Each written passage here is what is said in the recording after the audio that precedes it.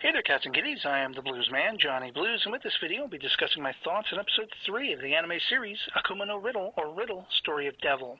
This was another really interesting episode where essentially we're seeing the first of Class Black's assassins making her move against Haru. And Takaku's being led on a merry chase of twists and turns, very much led astray in the workings of what's going on and unfolding in this episode to try to keep Haru unprotected as much as possible.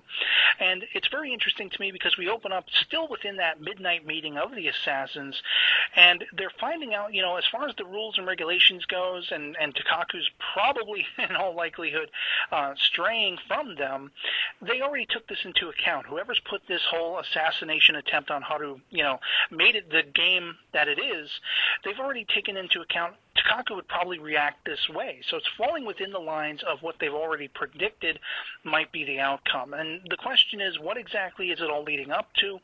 But for all intents and purposes, Takaku is free to become Haru's protector and have to fend off the rest of these assassins. Now we're seeing that the assassin in question, Takachi, is sparing no expenses as far as trying to keep the trickery going throughout the entire episode. But she still is dropping hints that she is just a malevolent, psychotic. She is sexually gratified by the concepts of murder and torture and slowly killing someone and everything like that. And she's taking this step-by-step approach where her roommate, Shayna, who needs glasses to see, she smashes her glasses inadvertently, seemingly air quotes, in the morning when the alarm clock goes off. Shayna goes through her drawers looking for 3 sets of spares. They're all gone. And so this gets Shayna, for the most part, out of the picture when the class resumes that following day.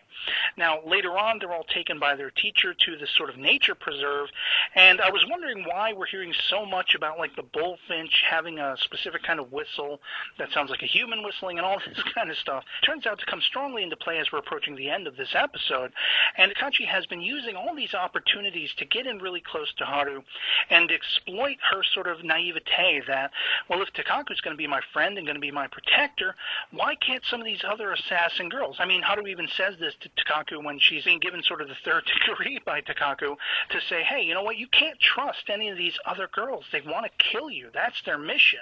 It's all this big game to hunt you down and corner you and attack you. And, Haru is keeping on the down low that she's actually got that advance notice that someone's coming to take her life, which, of course, as we know, is Takechi's attempt. Now, she's doing everything going, balls to the wall as far as, oh, you like rice? I love rice. You like the sweet and sour pork without the pineapple? So do I.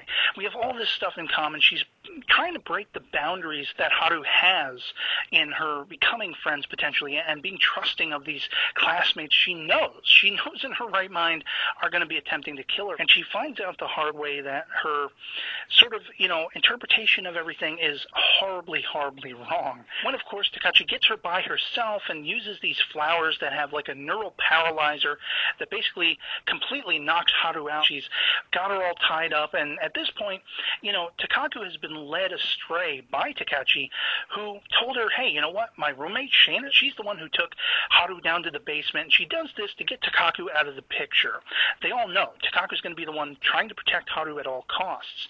So they have to get her out of the picture, and that's what Takachi does. She locks her in the basement, but of course Takaku is an enterprising individual who crawls up into the air ducts, and while all the other assassins are having their bath and kind of ribbing each other, oh, Shayna's back, she's got her glasses, what's she trying to see in the bath, everything like that, she comes crashing into the locker room, and that's when they find out, nope, Takashi is the one who's not there. She's got Haru. So we've got Takaku on the chase effectively. She calls the cell phone, and she's like, talking to her right there on the phone, where the hell are you? Where is Haru? I'm going to save her, and all this kind of stuff. And that is the pinnacle moment that this bullfinch whistle comes into play, because right then and there, Takachi has let it be known where she's hiding in that nature preserve they went to earlier. And of course, in the nick of time, Takaku gets there, not before Takechi actually does stab, Haru's leg or whatever it is in one of her scars, one of her many scars. But then we have this sort of, battle that unfolds for a couple of seconds, and it seems like Takaku's about to be beaten by Takachi when all of a sudden his arms come from behind, and it's Haru who has actually gotten free of all her, restraints and everything like that, and she uses that flower to basically basically knock Takechi out. Now, we pick up a little while later. It's been the 48 hours that they have in between which to kill once they've sent out their sort of advance notice. And if they fail killing Haru, they get expelled. They get sent packing. And so Takechi is confronted by Neo, their sort of assassin class leader, and she says, sorry, you're gone. You can't do this anymore. You're not going to get your wish. You have to leave. Takechi will not have it. And she tries to pull out a weapon and kill Neo, and we see Neo kind of slouch, but it's very interesting because it looks like by Takechi's horror-stricken face, it didn't quite work out the way she expected it to. And we end off with, the next day, the class is all resumed, and the absentees are not only Takechi, but we see that Haru, Takaku, and another classmate are all absent as well. And we also have the overarching, that sort of master or figurehead that Takaku's always in communication with Kaiba. He's asked her another riddle. What is red but isn't red? And somehow this is going to come into play, no doubt, with the events unfolding. So it's going to be interesting to see what exactly unfolds from this point on.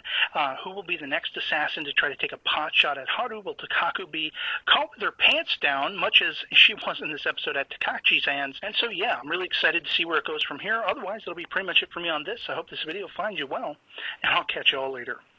Peace.